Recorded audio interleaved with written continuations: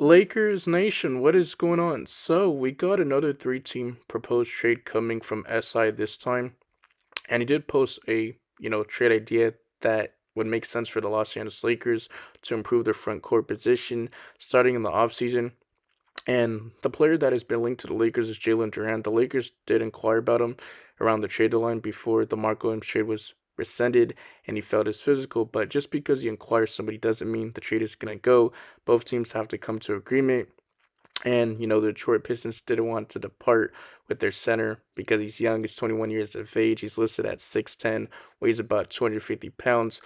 But he's a starting center, and he's going to continue to improve, continue to get better. The Detroit Pistons were the sixth seed facing off against the New York Knicks in the first round. They did get eliminated in 6 games. It was just a fought, tough series. But I digress. And let me know in the comment section what you guys think of this three-team trade. Do you guys like it? I think it's a fair, trade. It's a win-win for both parties. But before I give you guys my thoughts and my initial reaction, make sure you guys like the video. That way you guys can comment, share. I want to see different people, perspectives in the comment section flooded with so many people. And yeah, man, subscribe. We're on the road to 3K subs. And turn on the notification bell so you guys get notified whenever I drop future Lakers content. It's going to be very busy offseason, starting with the NBA draft, free agency, trades. And Jackson Hayes, he needs to go. He's just not it. He was unplayable in the postseason. There's a reason why he was benched. Game 5 after the first, 4 games he did struggle, but he was unplayable. I know Luka Doncic did make him look good in the regular season, but ever since then, he's just been, unplayable. I know after Anthony Davis did go down with that injury, Jackson, they started to, step up. But we've seen how that translated in the postseason. And you saw what the Lakers got. They got bounced out in the first round to the Minnesota Timberwolves in 5 games. The Lakers need some athletes, need some size. I know Jackson is athletic, but he's not a great, defender. I mean, I shouldn't say bad, but he's not an elite defender.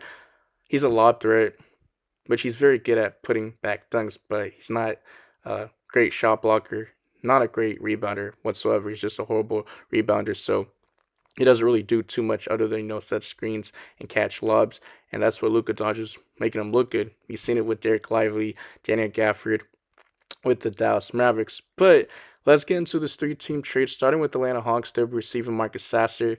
You talk about a young, athlete at guard who was on the Detroit Pistons. You also receive a 2027 second-round pick via Detroit and a 2029 second-round pick.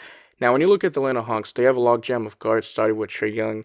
He's their all-star caliber player, and he was just carrying the load. I thought they should have traded him, but they decided to keep him over DeJounte Murray, and that's why they got it. Dyson Daniels, which he did win Most Improved Player. Shout out to him. He was very good defensively. He wasn't the player that he was on the Atlanta Hawks, where he was with the Northern Pelicans. So he took that next leap. He got, Larry Nance Jr., but how much playing was he really getting? And they were using Clint Capella as a starting center, so he's going to be a free agent. I doubt they'll bring him back because they're trying to shop him around the trade deadline, so they didn't wind up, trading him.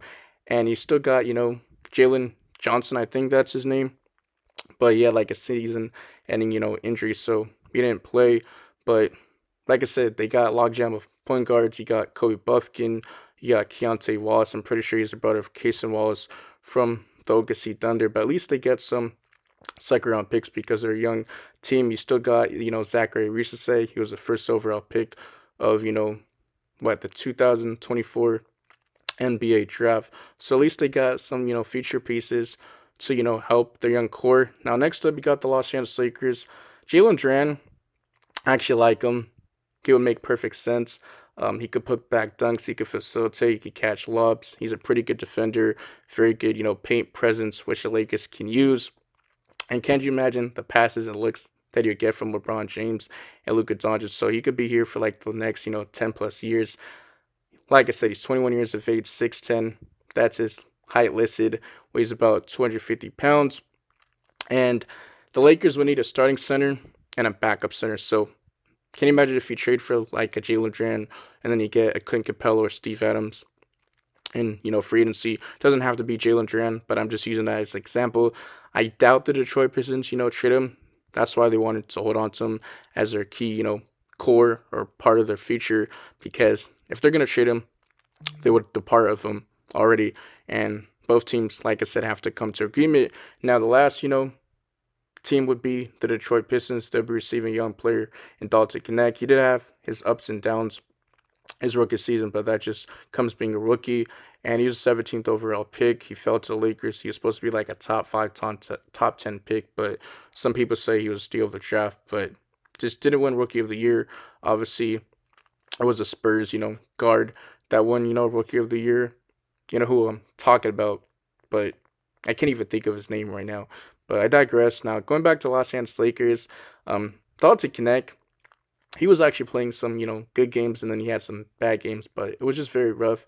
He had that, 35-point game in preseason. I'm pretty sure it was against the Phoenix Suns.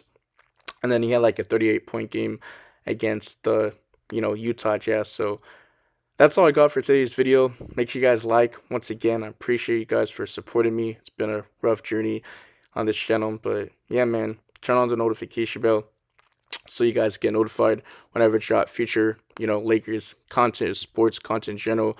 Very busy off season. Like I said, it's going to be very interesting what the Lakers do. Rob Pelinka does to improve their roster, right? But yeah, man. Actually, I remember his name. It's Stephon Castle, who won Rookie of the Year for the San Antonio Spurs. So we all knew that Dalton Connect wasn't going to get any chances of winning Rookie of the Year. I just didn't. And the current situation that the Lakers were in. But I think this is a fair, trade. It's a win for both parties. The Detroit Pistons at least get their scoring off the bench. And K coming out and took that next leap. You got, Dennis Schroeder.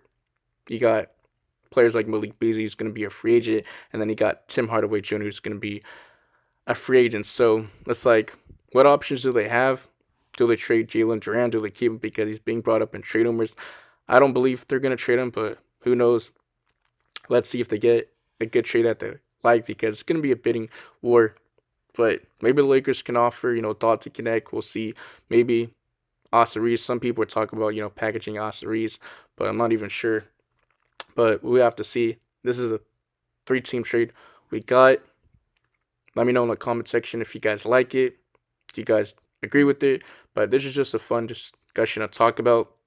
And follow my socials. All links will be down in the description. And cheers. Peace.